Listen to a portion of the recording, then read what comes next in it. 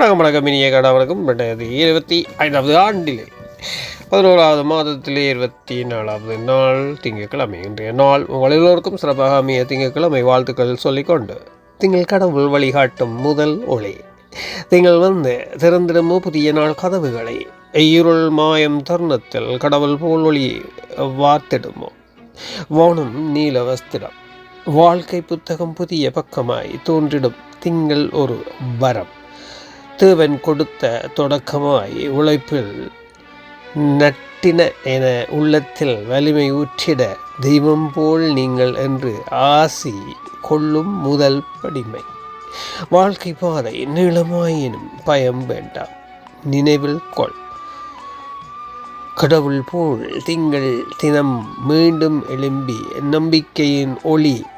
நன்றியுடன் ஆர் மோகன்.